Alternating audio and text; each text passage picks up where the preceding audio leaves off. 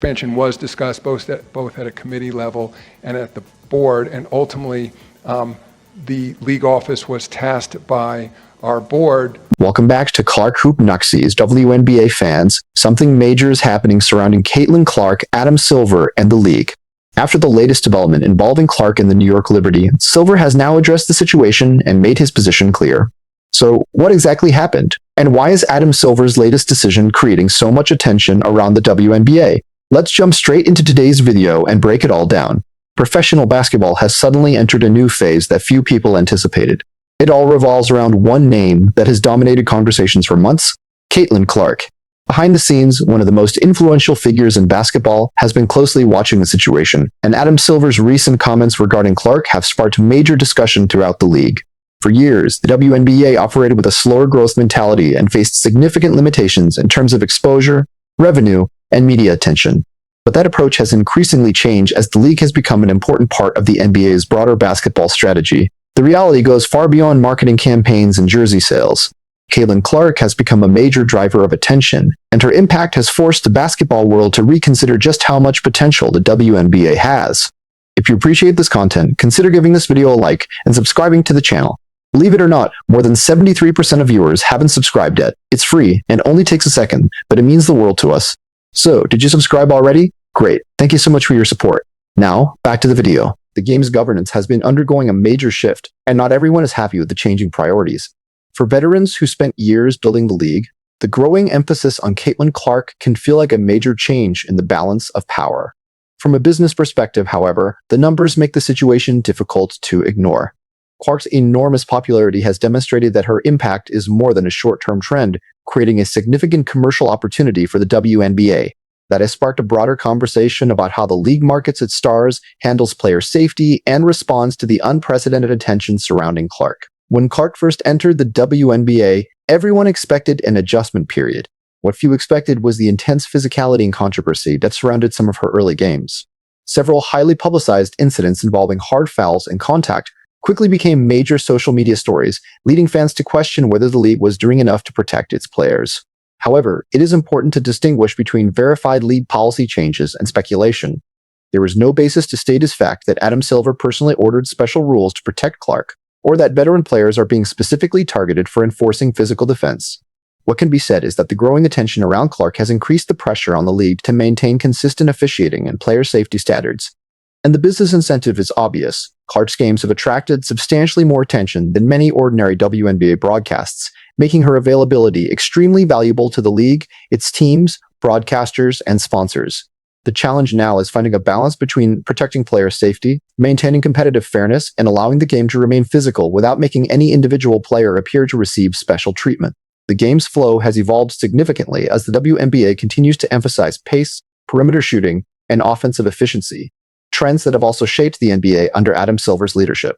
The Olympic selection controversy became another major flashpoint for fans, particularly because Caitlin Clark was left off the 2024 U.S. Women's Olympic basketball roster. While some critics view the decision as evidence of politics or league influence, the official explanations centered on roster construction, experience, and the selection committee's evaluation of the players available. Claims that the WNBA or NBA deliberately kept Clark home to control her workload or protect television revenue remain speculation and should not be presented as established fact. What is undeniable is that the decision generated enormous public debate and gave Clark even more attention when she returned to the WNBA. The larger business story is equally significant. The WNBA's new media rights agreements represent a major financial expansion for women's basketball, with increased national exposure and broader distribution across major networks and streaming platforms. Clark's enormous popularity has undoubtedly become part of the league's commercial story, but it would be inaccurate to claim that Adam Silver personally used her rookie statistics as the sole negotiating tool for those agreements. The broader result, however, is clear: the WNBA is becoming a much more important part of the professional basketball ecosystem.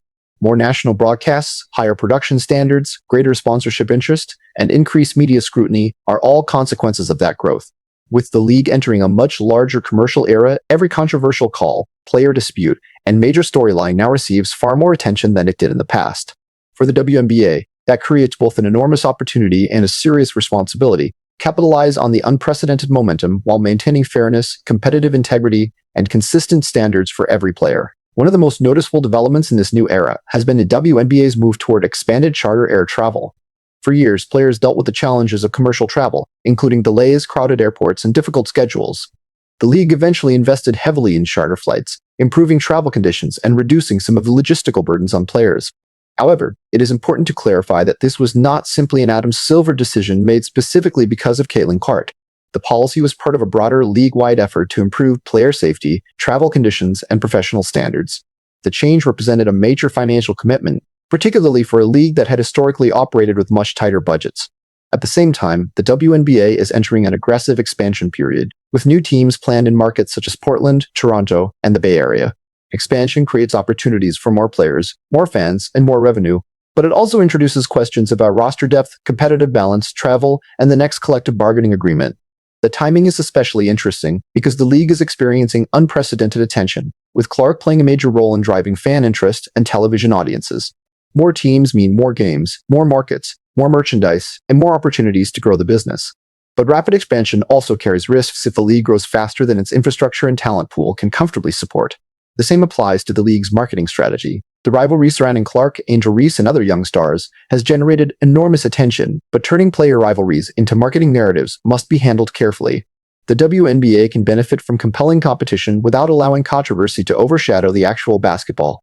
The league's challenge now is to transform this surge of attention into sustainable growth, while ensuring that players, teams, and fans all benefit from the new era. The league is now placing greater emphasis on player rivalries and competitive storylines, using them to generate social media engagement, ticket sales, and broader fan interest. But it would be a stretch to claim that the WNBA is deliberately turning players into villains, or that Adam Silver personally ordered a conflict-driven marketing strategy. Those claims remain speculation. What is clear is that the league has entered a dramatically different commercial era. Caitlin Clark, Angel Reese, and other young stars have helped create storylines that attract audiences far beyond the traditional WNBA fan base. The result is unprecedented attention, but it also creates new challenges for the league and its players. The WNBA is no longer being viewed simply as a developmental project. It is increasingly being treated as a major professional sports property with significant commercial potential. That shift has already produced changes in media exposure, travel, sponsorship, expansion, and player compensation.